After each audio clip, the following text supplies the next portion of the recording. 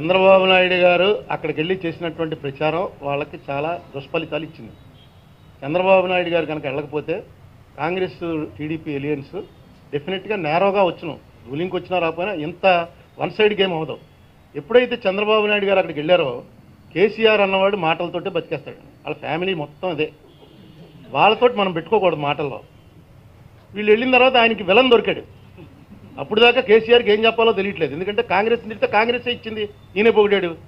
ఎవరిని తిట్టాలో తెలియని సమయంలో చంద్రబాబు నాయుడు గారు ఇదిగో నేను వచ్చాను చూడండి అని వెళ్ళాడు.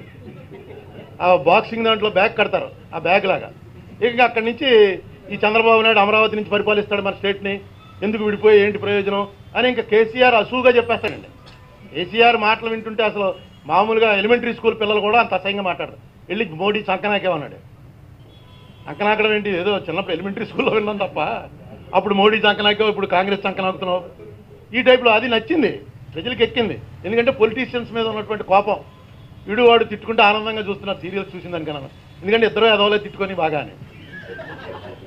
అందుకని ఆయనకి ఎప్పుడైతే ఈయన అస్త్రం ఇచ్చాడో, ఈయన వెళ్ళకపోతే నా ఉద్దేశంలో 50 సీట్స్ డెఫినెట్గా వచ్చును, 50 దాటినేమో కూడాను.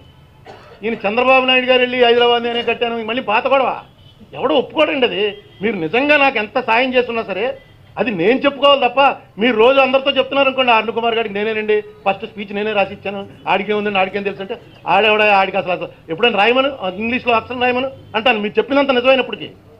ఎందుకంటే మీరు చెప్పుకోకూడదు, అవతల మీరు హైదరాబాద్ కట్టారని చెప్పి హైదరాబాద్ వాళ్ళు చెప్పుకోవాలి.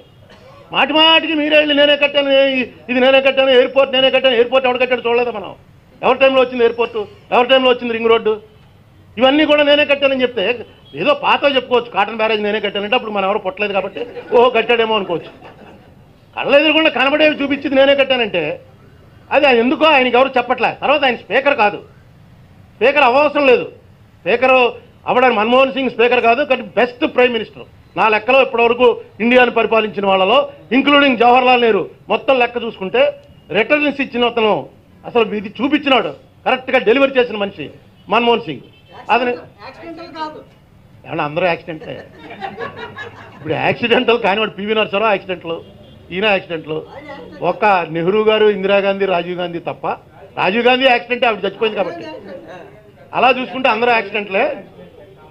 కానీ మన్మోహన్ సింగ్ నోట్లో మాట రాదు, అసలు మాట్లాడ్డు. ఎవరికి కావాలి మాట్లాడడానికి నాలుగు బోర్డు మంది ఉంటారు. రెండు మాట్లాడరంటే మేము మాడతాం. చంద్రబాబు నాయుడికి అవసరం ఏంటి, ఆయన ఎందుకు వెళ్ళాలి, ఎవరినో పంపించవచ్చు, మరి ఆయనే వెళ్తాడు, ఆయనే మాట్లాడతాడు. ఎందుకో ఆ ఇన్సెక్యూర్ ఫీలింగ్ వచ్చిందో ఏంటో తెలియదు, కానీ ఆ మ్యాచ్ అవ్వలేకపోయాడు, కేసీఆర్కి మ్యాచ్ అవ్వలేకపోయాడు, అందుకే దుష్ఫలితాలు వచ్చాయి. For more updates please subscribe 99 TV Telugu.